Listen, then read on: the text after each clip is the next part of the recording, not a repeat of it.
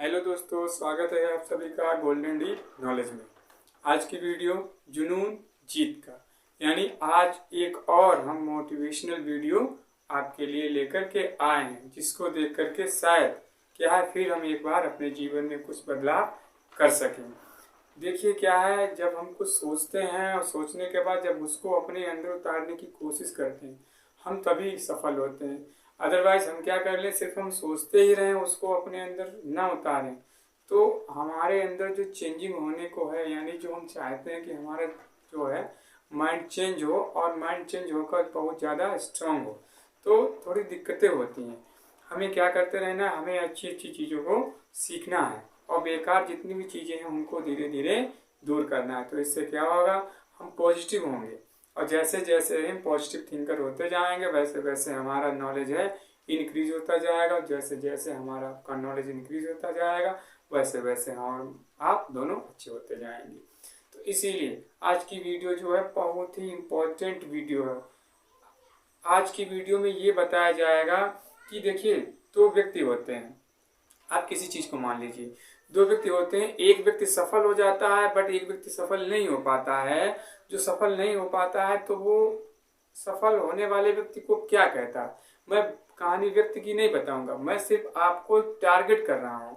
क्या टारगेट कर रहा हूँ, ये बताने की कोशिश कर रहा हूँ कि सफल और असफल, यानी यह सफलता या असफलता में कितना फर्क है और इसका क्या बेनिफिट होता है और इससे क्या मजबूती मिलती है, इससे हमें क्या हासिल होता है। तो आइए बिना देरी किए हुए इसी कहानी को आगे बढ़ाते हैं। यदि आप नए हैं और आपने चैनल को सब्सक्राइब नहीं किया है तो सबसे पहले आप चैनल को सब्सक्राइब कर लें, ताकि आगे के जितने भी वीडियो हैं वो आपको आसानी से मिल सकें। आपको बता दें कि इस चैनल के माध्यम से आपका देखिए इंग्लिश ग्रामर है, चाहे आपका 12th हो, चाहे आपका 10th हो, चाहे आपका 6, 7, 8 हो, इंग्लिश ग्रामर बिल्कुल 0 लेवल से पढ़ाया जाता है। दूसरा आपका मैथ्स है, तीसरा आपका फिजिक्स है और इंग्लिश 12th की हाई स्कूल की अलग से पढ़ाई जाती है। पेट और जीडी और एसएससी की इंग्लिश भी अलग से पढ़ाई जाती है और सबसे मोस्ट इम्पोर्टेंट जो है वो है how to speak in English, यानी हम इंग्लिश में कैसे बोलें, ये भी इसी माध्यम से पढ़ाया जाता है। 4 लेक्चर आपके हो भी चुके हैं।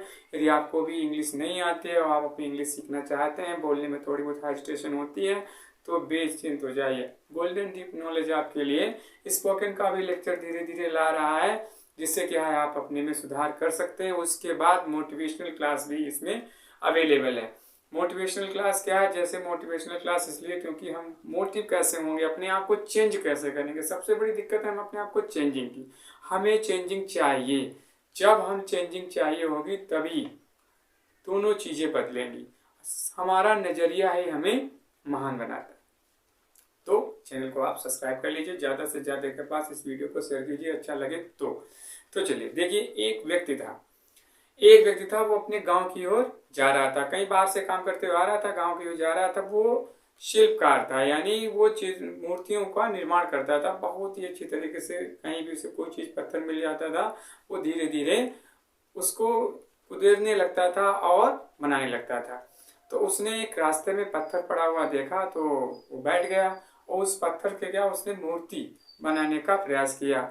और उसके पास छोटी सी कुल्हाड़ी थी और छेनी थी और जो जितना भी मटेरियल होता है मूर्ति बनाने के लिए वो उसके साथ हमेशा रहता था।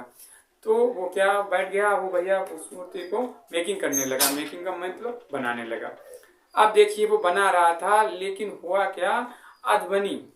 अधबनी का मीन ये कह दें कि मूर्ति जो थी पूर्ण रूप से बन नहीं पाई थी, वो बीच में ही टूट गई। यानी वो पत्थर जो था वो बीच में ही टूट गया। अब पत्थर जब टूट गया तो उसने उस पत्थर को वहीं पर छोड़ दिया।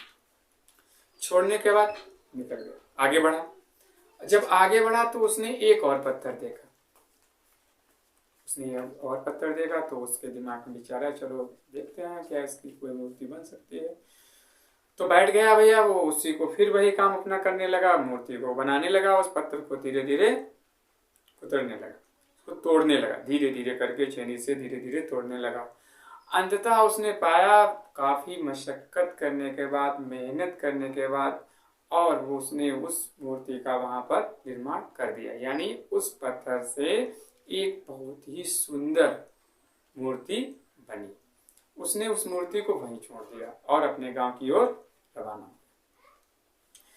उसने गांव में जाकर देखा कि गांव में एक नया मंदिर का निर्माण हुआ है और गांव वाले सब विचार विमर्श कर रहे थे कि भाई चलो चलते हैं, नगर में चलते हैं, नगर से एक अच्छी मूर्ति खरीद करके लाते हैं, अब यहाँ क्या है उसकी हम स्थापना करेंगे।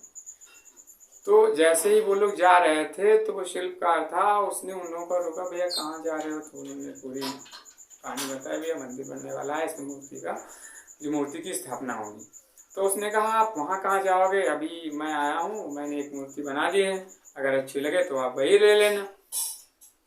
तो उन्होंने कहा चलो इससे अच्छा क्या होता है। वो वही लोग उस रास्ते से गए, उन्होंने देखा कि वो जो थी बहुत ही सुंदर मूर्ति बनी हुई वहाँ पर थी। तो उन लोगों ने क्या किया, उस मूर्ति को रख लिया। तब तक एक दो व्यक्ति थोड़ा आगे बढ़े, जाते हैं ना, एक दो व्यक्ति जाते हैं, जैसे कोई चीज़ ढूंढने जाता है, कोई आगे निकल जाता है, कोई पीछे निकल जाता है, तो एक दो व्यक्ति आगे। तो एक वहाँ और पत्थर पड़ा था जो मैंने बताया ना, जो पूर्ण रूप से उसकी मूर्ति बन नहीं पाई। तो उन लोगों ने कहा कि यहाँ भी एक पत्थर पड़ा है लेकिन पूर्ण रूप से मूर्ति बन नहीं पाई, इसके टुकड़े कहीं हैं। तो उन लोगों ने कहा चलो भाई इसको भी ले चलो। अब देखिए क्या है, तो वो उसको भी ले गए। जो मूर्ति बिल्कुल स्वच्छ रूप से बनी थी तो उन्होंने क्या था, उसकी स्थापना कर दी, बड़ी धूमधाम से वहां स्थापना हुई। दूसरी जो मूर्ति थी उन्होंने गेट के बाहर उसको रख दिया, उसको गेट के बाहर रख दिया, उसको अंदर स्थापना कर दी। अब जो कोई व्यक्ति पूजा करने आता था वो नारियल वगैरह लाता था, तो जो मूर्ति टूटी पड़ी हुई थी उस पर वो नारियल फोड़ता था और जाता था अंदर चढ़ा देता था। अब ये ऐसा कंटिन्यू होता रहा। तो भैया जो मूर्ति जो टूट चुकी थी, यानी जो पत्थर टूटा हुआ था, वो एक दिन थोड़ा क्रोधित हो गया। उसने कहा भाई ये कौन सी बात है, जो ये किसने, उससे ने कहा जो मूर्ति बनी हुई थी, उसने कहा ये कौन सी बात है, तुम्हारी पूजा हो रही है और हमारे यहाँ ऊपर नारियल तोड़े जा रहे हैं। उसने कहा पत्थर तुम भी हो, पत्थर हम भी ले आया, हम दोनों को गया है ना, तो ये कौन सी बात है, तुम्हारी पूजा हो रही है और हमारे ऊपर नारियल तोड़े जा रहे हैं। तो जो अंदर मूर्ति थी जिसकी स्थापना हुई थी, उसने देखो विस्तार पूर्वक क्या कहा, उसने बड़ी अच्छी बात कही, बिल्कुल ध्यान से सुनना, कहीं स्किप नहीं होना, बहुत ही अच्छी बात है। इसको अगर हम जीवन में उतार लेंगे ना तो जीवन हमारा अच्छा हो जाएगा। जब उसने ये कहा कि भाई ये कौन सी बात है, तुम्हारी पूजा हो रही है, हमारे ऊपर पत्थर तोड़े जा रहे हैं, तो जो वहां मूर्ति थी उसने कहा सुनो भाई मैं तुम्हें बताता हूँ रीजन क्या है, यानी मैं आपको इसका रीजन बताऊंगा। तो उसने कहा हाँ बता भाई। उसने कहा देखो जब शिल्पकार आया था, जब वो मूर्ति बना रहा था, यानी वो तुम्हें तोड़ रहा था, तुम्हें दर्द हो रहा था और तुम वो दर्द सह नहीं पाए और तुम टूट गए, दर्द तुम सह नहीं पाए, तुम टूट गए, इसीलिए उसने तुमको वहीं पर छोड़ दिया। और जब वो मेरे पास आया, उसने मेरे ऊपर छेनी हथौड़ी चलाई और वो छेनी हथौड़ी को चलाता रहा, मैं दर्द को बर्दाश्त करती रही, मैंने उसके दर्द को बर्दाश्त किया और अंततः मैं एक अच्छी मूर्ति में परिवर्तित हो गई। अब ये लोग आए, इसीलिए उन्होंने क्या किया, मुझको स्थापना अंदर रख दिया और तुमको बाहर रख दिया। हम में और तुम में फर्क कितना है, सुनो, फर्क यह है तुम दर्द को बर्दाश्त नहीं कर पाए और मैंने दर्द को बर्दाश्त किया, मैंने दर्द को बर्दाश्त किया, इसीलिए आज मैं यहाँ पर हूँ। तुम नहीं कर पाए इसीलिए तुम आज यहाँ पर। तो लाइफ में सफल वही होगा जो दर्द को बर्दाश्त करेगा। जिसने बर्दाश्त नहीं किया तो समझ लो नहीं। अब रात को पढ़ने की बात है, हमने कहा बच्चा कितने पढ़ते हो, अरे सर बहुत पढ़ते हैं, रात भर पढ़ते रहते हैं, वो याद ही नहीं होता है, पता नहीं है फलाना ढिमाना। बट आप पढ़ते कैसे हो, बात तो ये है, पढ़ते तो हो, पढ़ते कैसे हो, आपका ध्यान कहाँ रहता है। दूसरी बात, बहुत से बच्चे हैं किताब को उठाते हैं पढ़ते, अरे मेरे बस की नहीं है, खाना भी खा लिया, ये कर लिया, तो सुबह करेंगे, मेरे पढ़ाई मेरे लिए नहीं बनी, तो ये बहाना बना देते हैं। और एक व्यक्ति जो कंटिन्यू पढ़ता रहता है, तब तक पढ़ता रहता है जब तक उसको वो चीज याद नहीं हो जाती है। अब बताइए जो कंटिन्यू पढ़ता रहेगा वो आगे जाएगा या जो अभी है वो आगे जाएगा? बहुत कहते हैं कि सर पढ़ते हैं याद नहीं होता। भाई याद कैसे होगा? उतनी मेहनत से नहीं था, पढ़ रहे हो जितनी मेहनत से आपको पढ़ना चाहिए। तो जो टूटा पत्थर था उसको जस्ट समझ में आ गया कि भैया मुझसे मिस्टेक हुई है, मैंने गलती कर दी, मुझको दर्द सहना था, मुझको दर्द सहन करना चाहिए था। तो उसको ये सीख मिल गई, उसको समझ गया मैं आज बाहर क्यों। ये बात आप पर भी लागू होती है, मुझ पर भी लागू, हम सब पर लागू होती कि हम जो हैं उस टूटे हुए पत्थर के बाद बनेंगे या सजी हुई मूर्ति के बाद बनेंगे। ये हम पर और आप पर डिपेंड करता है। तो समझ जाइए, अपने आप को पहचानिए, दर्द को सहन कीजिए और दर्द को सहन करने से ही व्यक्ति आगे बढ़ता है। कहा भी गया है, क्या कहा गया? Try to become a diamond which is found very rare, not to become a stone which is found everywhere. यानी try to become a diamond का मतलब होता है हीरा बनने की कोशिश करो,